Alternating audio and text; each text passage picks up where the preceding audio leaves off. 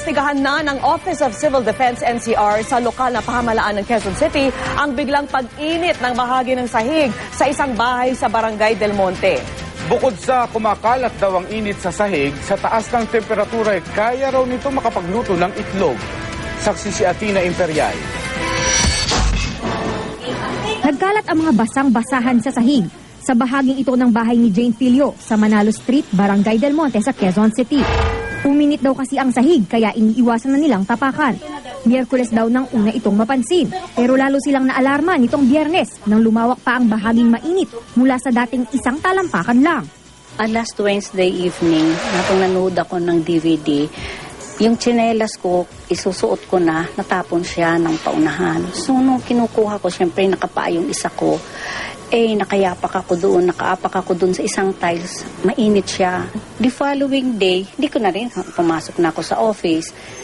Yung mga anak ko, napansin nila, nung gabi, 2 to 3 tiles na yung mainit.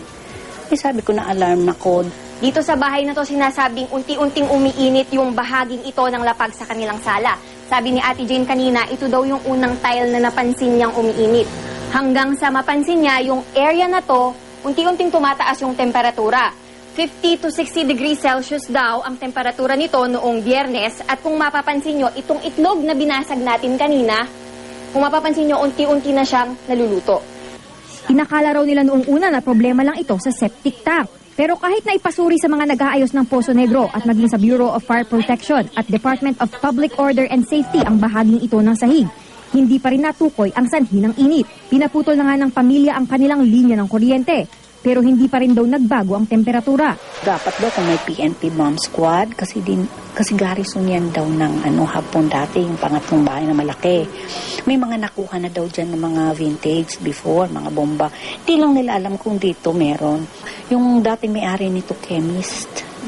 Baka daw yung katitimpla-timpla ng mga gamot-gamot. Di ba naglindol this week sa Quezon City? Baka daw may mga sa ilalim. Sa ngayon ay pinayuhan na ang mga nakatira sa bahay na huwag galawin o hukayin ang mainit na bahagi ng lupa.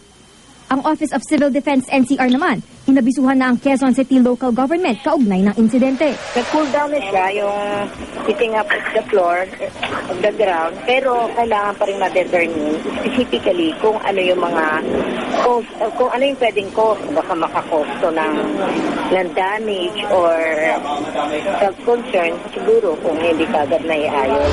Sa ngayon, plano na raw ng mga nakatira rito na lumipat pansamantala ng tirahan. Atina Imperial ang inyong saksi.